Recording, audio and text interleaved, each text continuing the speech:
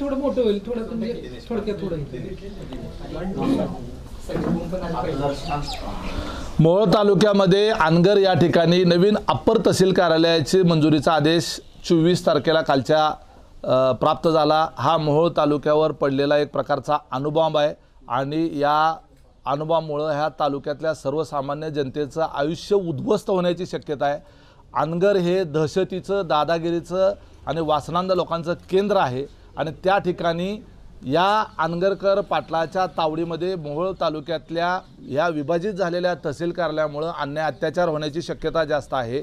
मोहोळ तालुक्यातल्या सामान्य जनतेने कधीही अशा पद्धतीच्या नवीन तहसील कार्यालयाची मागणी केलेली नव्हती.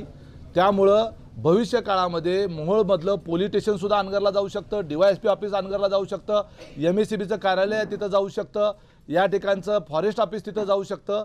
सगळी सरकारी कार्यालयं अनगरला घेऊन जाण्याचा हा डाव आहे आणि हातात सत्ता आल्यानंतर हे अनगरकर पाटील कशा पद्धतीनं मुजोरी करतात, कशा पद्धतीनं माज करतात, कशा पद्धतीनं मस्ती करतात, अशा पद्धतीनं सत्तेच्या ह्याच्यामध्ये उन्मत्त झालेल्यांची लक्षणं आहेत. त्यामुळं या लोकांना सत्तेवरनं खाली खेचलं पाहिजे.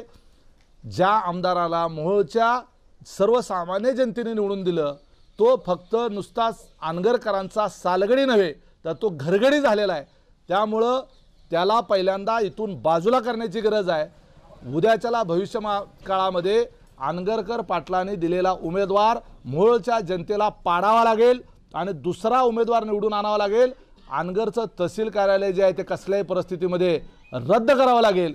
जर मोहोळच्या जनतेनं हा बदल घडवून आणला तर भविष्य काळात तिथलं दुय्यम निबंधक कार्यालय जे आहे ते कामतीला किंवा कुरूला शिफ्ट केलं जाईल आणि नवीन केलेलं तहसील कार्यालय जे आहे ते रद्द केलं जाईल. त्याची आवश्यकताच नाही. आणि नरखेड, पेनूर आणि शेटफळ हे 3 मंडळं म्हणजे नरखेड जिल्हा परिषद गटातली सगळी गावं, पेनूर ZP गटातली सगळी गावं आणि शेटफळ गटातली सगळी गावं आणि अनगर गटातली सगळी गावं अशी त्या नवीन तहसील कार्यालयाला जोडले गेलेले आहेत.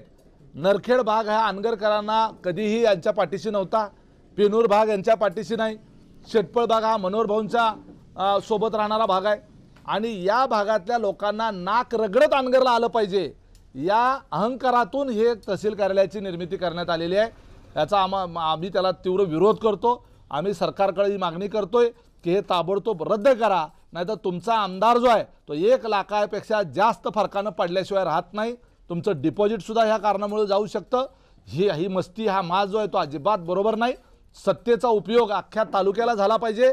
फक्त अनगरच्या उपयोगाकरता, अनगरकरांकरता म्हणून हा सत्तेचा जो आहे तो दुरुपयोग चालला आहे आणि त्याला माझा स्पष्टपणे विरोध आहे.